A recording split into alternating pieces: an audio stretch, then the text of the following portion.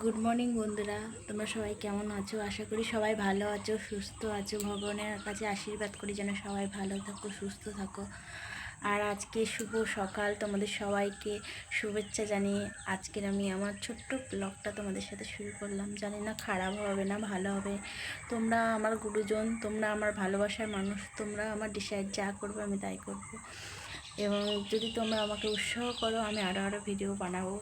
আমি একটা গ্রামের মেয়ে, হয়ে আমি সব সময় তোমাদের পাশে থাকতে চাই আর ভালোবাসতে চাই।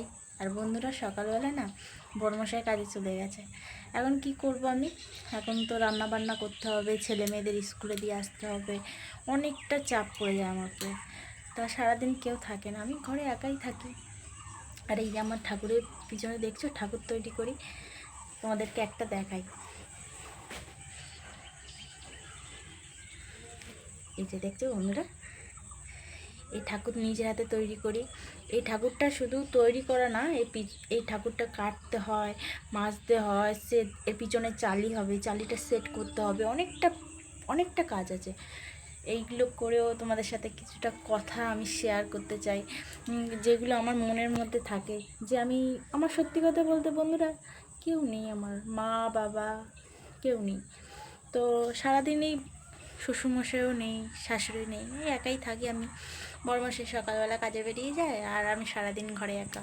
তো তোমাদের সাথে কিছুটা মুহূর্ত যদি আমি শেয়ার করতে পারি বা কিছু কথা শেয়ার করতে পারি, আমার মনটা সত্যি হালকা হবে। আর আমি জানি তোমরা আমার কথা শুনবে, বা আমার আমার ভালোবাসার মানুষ যারা, তারা আমার কথা ঠিকই শুনবে। তো এইটুকুনি। আর তোমরা যদি আমার ভিডিও দেখো বা আমার কথা শোনো, একটা সাবস্ক্রাইব অবশ্যই করে দিও, তাহলে আমি আরও ভিডিও বানাবো। জানে আমারও কাছের মানুষগুলো আমাকে কোনো দিনও নিরাশ করবে না, তাই না বন্ধুরা? টাটা।